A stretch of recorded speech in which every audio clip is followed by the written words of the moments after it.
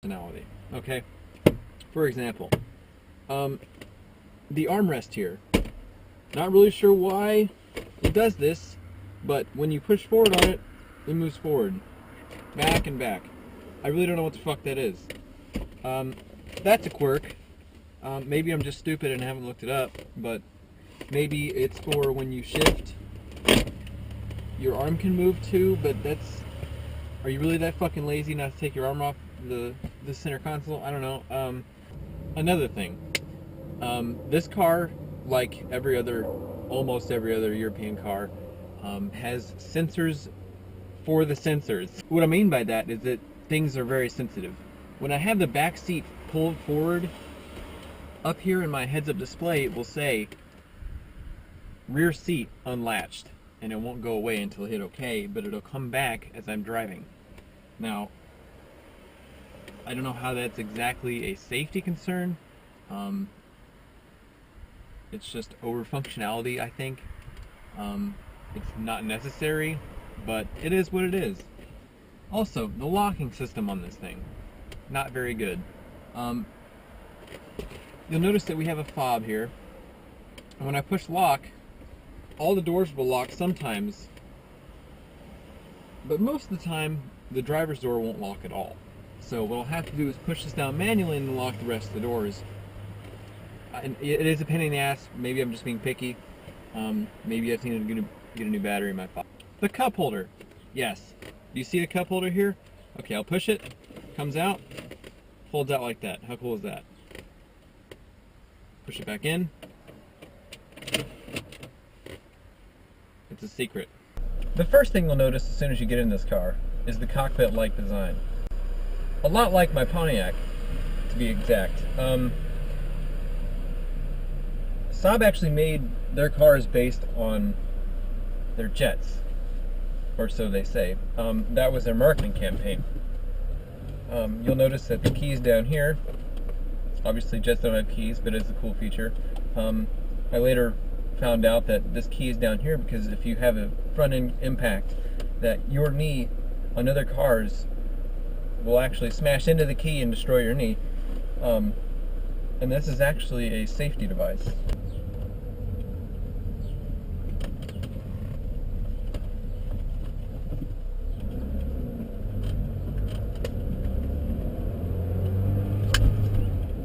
The great thing about this car is the firm ride. Most people won't like firm ride, but I'll tell you why I enjoy it.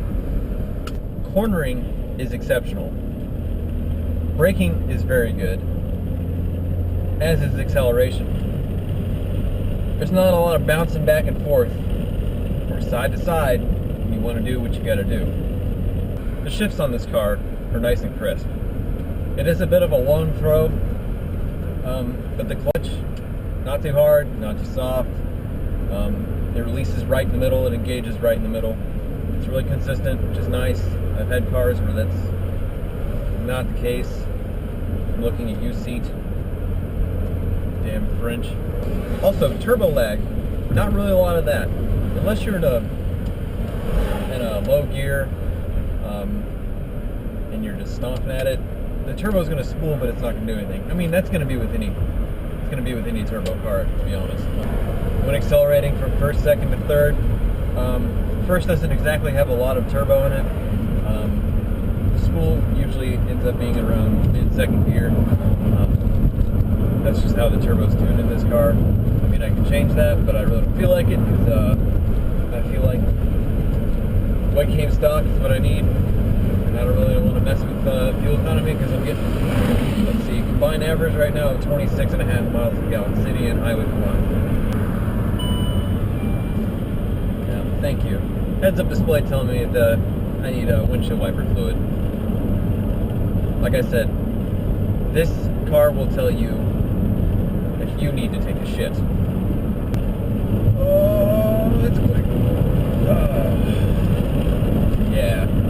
I love me some turbo. Looks like I'm a little low on gas. Should probably go fix that.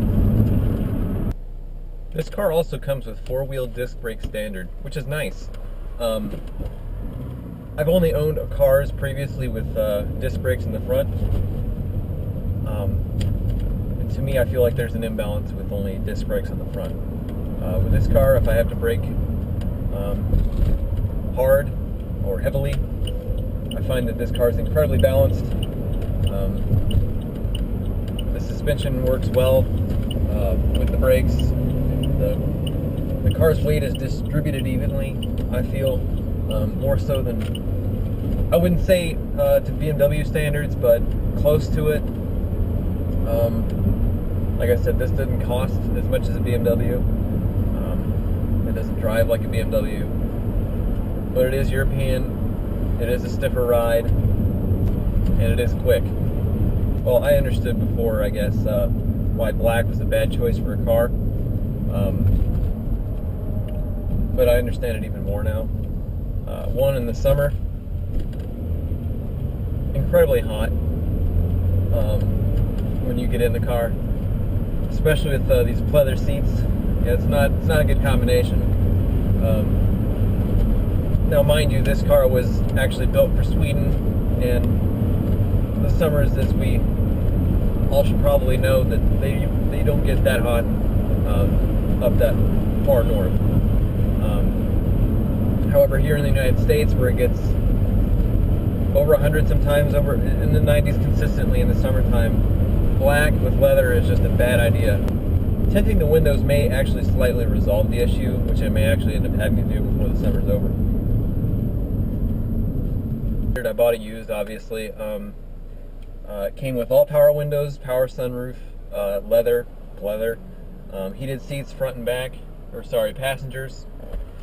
Oh, and the back seat. It's a manual, which I actually wanted. That was actually highlighted this car for me, turbo, 4-cylinder. So I actually get really good gas mileage and the power when I really want it, and the reliability. A lot of my friends ask me why I bought a stick when I live in the fucking city.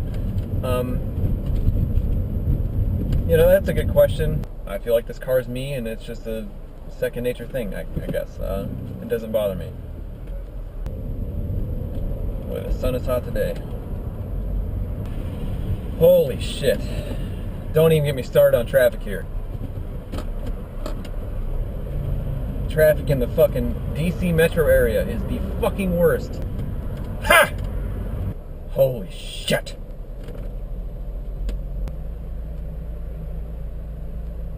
Boy, I am smothering.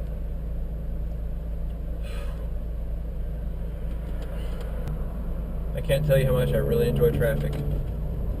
Sure, I'm glad I came out to drive today.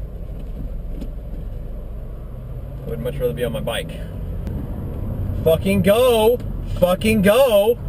Wow.